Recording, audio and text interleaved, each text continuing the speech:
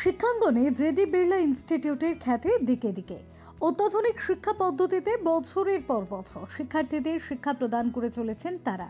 শুধু প্রথাগত শিক্ষা দেওয়াই নয়, মানসিকভাবে পড়ুয়ারা যাতে সুদৃঢ় হয়ে ওঠে তার জন্য বিভিন্ন কর্মসূচি গ্রহণ করেন স্কুল কর্তৃপক্ষ। শনিবার এই ইনস্টিটিউটের পরিচালনায় বিশিষ্ট জনেদের উপস্থিতিতে আয়োজিত হল ইন্টেলেকচুয়াল প্রপার্টি রাইটসের উপর এক বিশেষ আলোচনা সভা। ইন্টেলেকচুয়াল প্রপার্টি রাইটস কি তা পড়ুয়াদের সামনে তুলে ধরা হয় এদিন।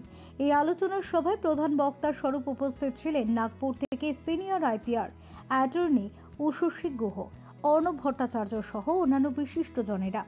একটা সেমিনার করা হচ্ছে অন ইন্টেলেকচুয়াল প্রপার্টি রাইটস। এই যে আইপিআর নিয়ে অনেক নানা রকম কথাবার্তা হয়, আমরা চাইছি যে আমাদের টিচার্স অ্যান্ড স্টুডেন্টস এই ম্যাটারটাকে ভালো করে বোঝে।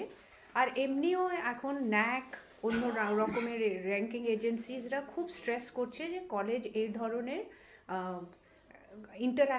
ইন্টারঅ্যাক্টিভ সেশনস যেমন কন্ডাক্ট করে।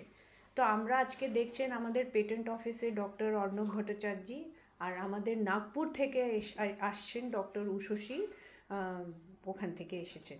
আর এই যে সেমিনার অ্যান্ড ডায়লগ এক্সচেঞ্জ হচ্ছে, সেটা সমস্ত faculty member and PG students, both MSc and MCom, ওরা এটা অ্যাটেন্ড করছে।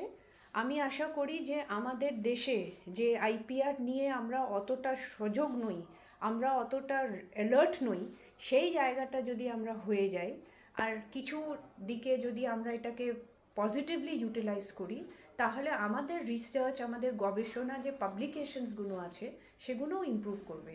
যেহেতু আমরা অ্যাকাডেমিক ফিল্ড থেকে আছি, আমাদের ফোকাস এরিয়া এটা আছে, কিন্তু obviously IPR is a matter which is there in other fields also. কিন্তু সেটাই নিয়ে আমরা এই আজকে একটা ছোট্ট সেমিনারের মতন করা হয়েছে। এটা আগেও আরও করতে হবে। ফেরো রিপোর্ট, চ্যানেল 10।